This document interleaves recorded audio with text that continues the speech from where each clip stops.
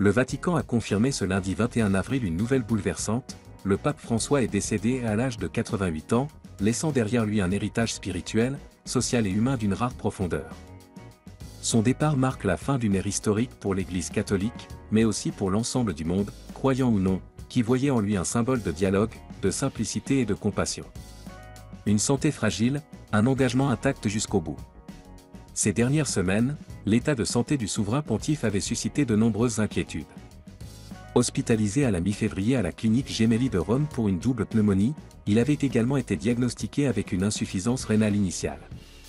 Malgré cela, le pape François avait poursuivi ses activités depuis son lit d'hôpital, multipliant les appels et les messages de soutien, notamment à destination des civils touchés par les conflits dans le monde. Ces dernières images publiques le montraient encore souriant et digne, lors d'une rencontre avec le roi Charles III et la reine Camilla. Jusqu'au bout, il aura porté sa mission avec un dévouement inébranlable. Jorge Mario Bergoglio, d'un quartier populaire de Buenos Aires à la tête de l'église. Né le 17 décembre 1936 à Buenos Aires, Jorge Mario Bergoglio grandit dans une famille modeste d'origine italienne.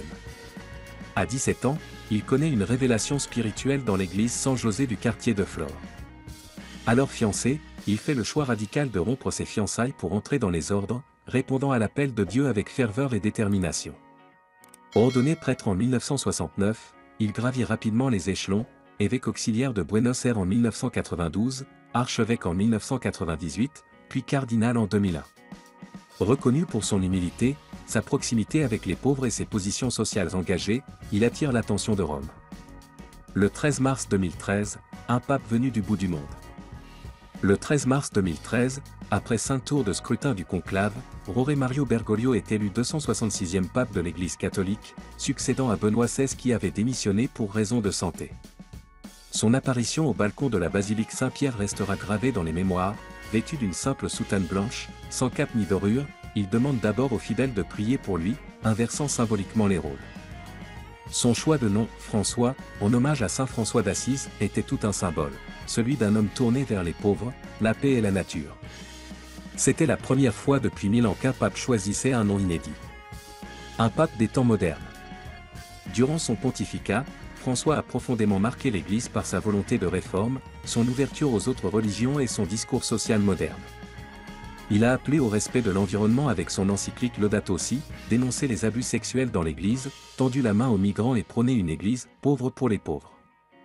Jamais complaisant, souvent dérangeant pour les courants les plus conservateurs, il n'a eu de cesse de rappeler la priorité de l'Évangile, l'amour, la fraternité et le service. Un héritage intemporel. La mort du pape François laisse un vide immense.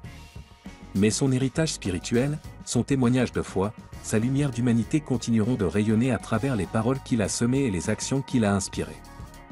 Des millions de fidèles à travers le monde lui rendent aujourd'hui hommage, saluant un homme qui n'a jamais cherché à briller, mais à servir.